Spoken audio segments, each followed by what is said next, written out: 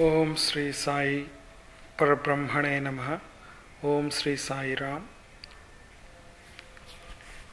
ఈరోజు మన యొక్క ఈ సత్సంగంలో బాబా యొక్క మహిమలు, బాబా యొక్క సిద్ధులు, వాటి గురించి కొంచెం అవగతం చేసుకోవడానికి ప్రయత్నిద్దాం.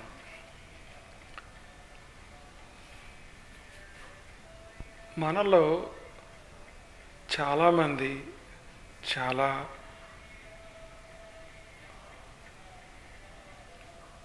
స్మార్ట్గా, అంటే చాలా తెలివిగా ప్రవర్తించి చాలా పనులు బాగా చేసుకుంటూ ఉంటారు. కొంతమందికి అంత జ్ఞానం ఉండకపోవచ్చు. సో ఈ జ్ఞానం ఉన్నవాళ్ళు జ్ఞానం లేని వాళ్ళని, అంత తెలివి లేని వాళ్ళని ఉపయోగించుకోవటము, లేదా వాళ్ళకి అనుగుణంగా మార్చుకోవటము, లేదా వాళ్ళని మంచి దారిలో పెట్టడానికి కూడా పాజిటివ్గా దాన్ని ఉపయోగించుకుంటున్నారు. సో మన స్థాయిలో మనము కొన్ని శక్తులని ఉపయోగించుకుంటున్నాం కదా. మనం కనుక చూసినట్టయితే ఈ వ్రతాలు, పూజలు, సత్యధర్మపరాయణులు ఇవన్నీ ఆచరించే వాళ్ళకి స్వతసిద్ధంగా కొన్ని శక్తులు, ద పవర్స్ వస్తూ ఉంటాయి కదా. సో ఆ పవర్స్ని మనం ఎట్లా ఉపయోగించుకుంటాము, ఏం చేస్తాము, మనం సత్య మార్గంలో నడుస్తామా లేదా అన్న దాని మీద చాలా ఆధారపడి ఉంటుందన్నమాట. ఒక్కసారి మనము బాబా యొక్క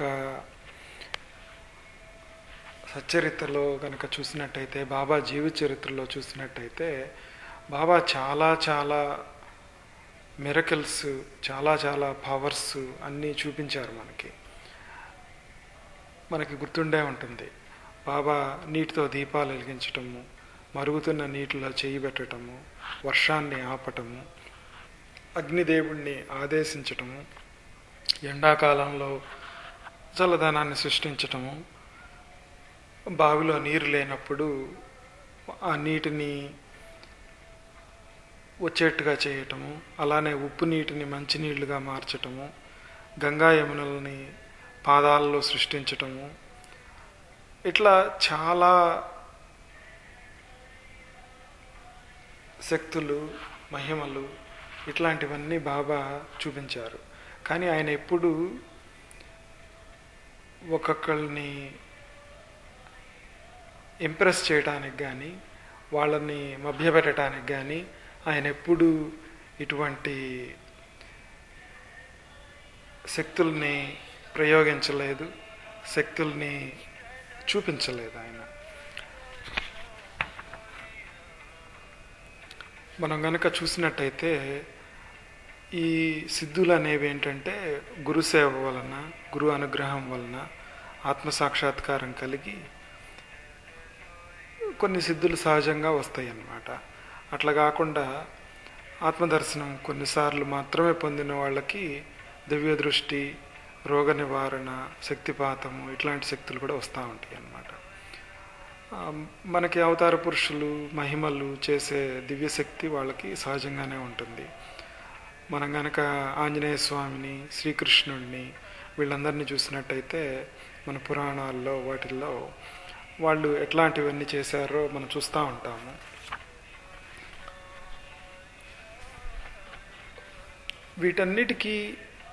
వీటన్నిటినీ ఎట్లా మనం అర్థం చేసుకోవాలి, వీటన్నిటికీ ఉన్న బేసిస్ ఏంటి, ఎక్కడి నుంచి వచ్చినాయి ఇవన్నీ అని ఆలోచిస్తే పతంజలి యోగ సూత్రాలు అని చెప్పేసి మనకు ఒకటి ఉందన్నమాట. ఆ యోగ సూత్రాల్లో 3వ చాప్టర్ అయినటువంటి విభూది పాదంలో చాలా చక్కగా సిద్ధుల గురించి, ఆ పవర్స్ గురించి చెప్పడం జరిగిందనమాట. సో మనము ఒక్కొక్కటి చూసుకుంటా వెళ్తే, ఇప్పుడు బాబా కొన్ని సిద్ధులు వచ్చేటప్పటికి యథాసంకల్ప సిద్ధి అని ఉంటుందన్నమాట. అప్రతిహత ఆజ్ఞ. అదేంటంటే నువ్వు ఏమనుకుంటే అది జరిగిపోవటం అన్నమాట. సృష్టి ఆరంభంలో పరమాత్మ ఈ సృష్టి జరగాలి అని ఒక సంకల్పం రాగానే మొత్తం జరిగిపోయింది కదా. అట్లానే అన్నమాట. అట్లానే కొంతమంది భక్తులు బాబాని నాకు చిల్డ్రన్ కావాలి, నాకు పిల్లలు కావాలి అని అడిగినప్పుడు మరి ఆ పుత్రకామేష్టి యజ్ఞాలు ఇవన్నీ లేకుండానే వాళ్ళకి పిల్లల్ని ప్రసాదించడం జరిగింది. అట్లానే కొన్ని వ్యాధుల్ని వాళ్ళ దగ్గర భక్తుల దగ్గర నుంచి తను తీసుకోవటం జరిగింది.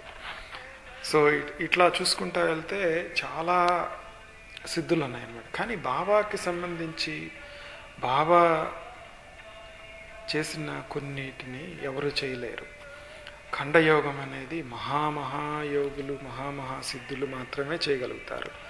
అట్లా శరీరాన్ని కంప్లీట్గా చిన్నాభిన్నం చేసుకొని మళ్ళా మామూలుగా రావటము, ఆ ఖండయోగం అనేది నిజంగా మహా గొప్ప విద్య. అట్లానే ప్రేవులు కడగటము, బావి దగ్గరికి వెళ్ళి బాబా ప్రేవులు బయటకు తెప్పించి నీటితో కడుక్కునేవాళ్ళు కదా, మళ్ళీ చెట్టు పైన వాటిని ఆరబెట్టుకొని తిరిగి మింగేవాళ్ళు. ఇది చాలా అసలు అసాధారణ ప్రక్రియలు. అట్లానే బాబా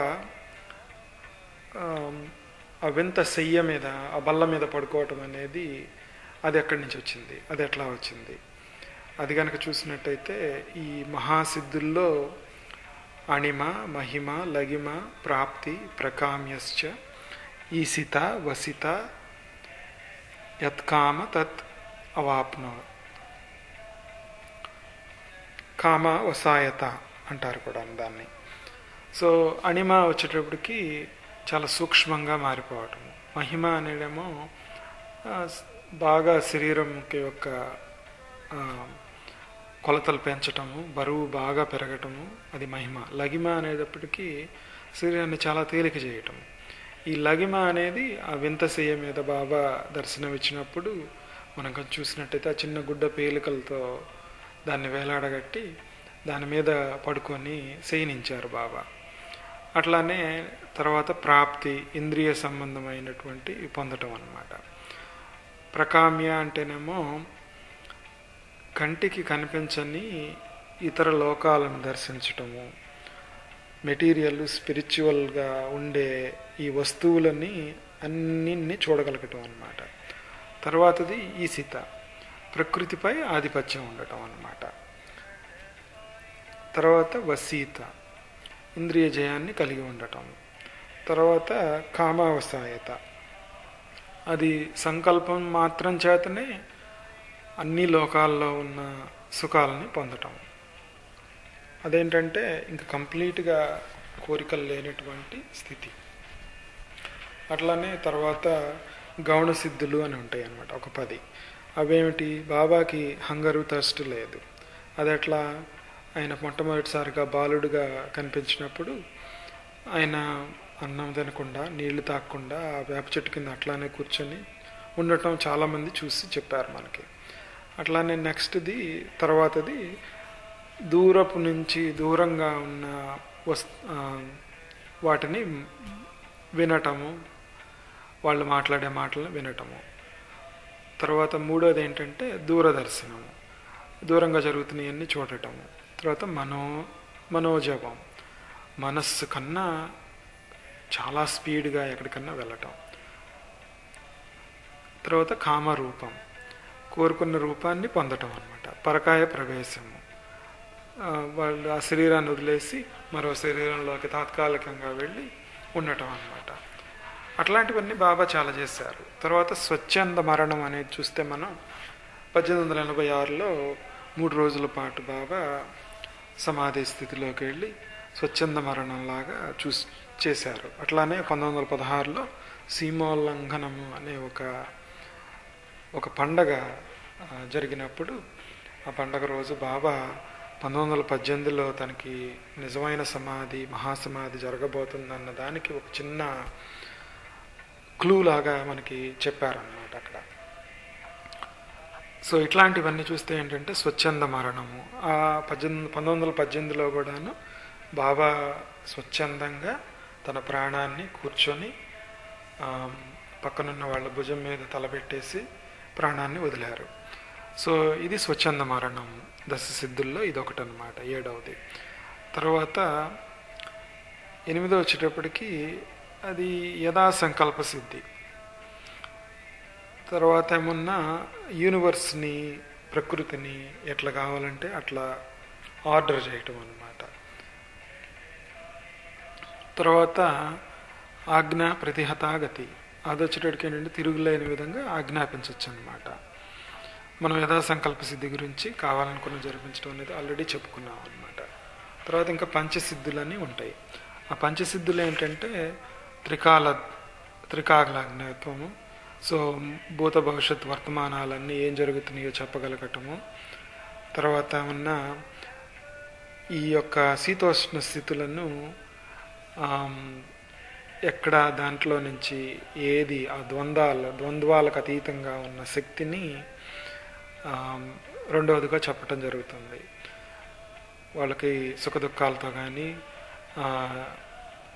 గెలుపు ఓటములతో కానీ, లేకపోతే వేడిగా ఉండటం, చల్లగా ఉండటం, ఇట్లాంటివి కానీ, ఒకళ్ళు పొగట్టం కానీ, తిట్టడం కానీ, ఇట్లాంటి వాటన్నిటికీ వాళ్ళు అతీతంగా ఉంటారు.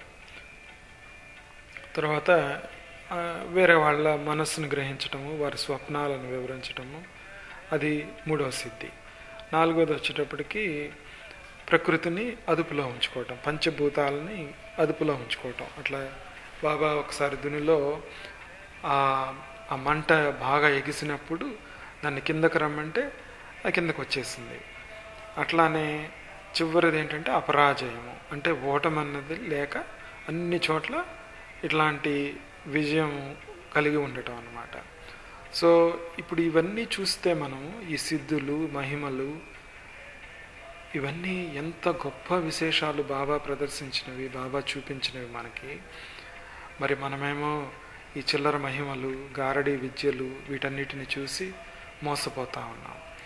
కాబట్టి బాబా మహా గురువు, పరమ గురువు.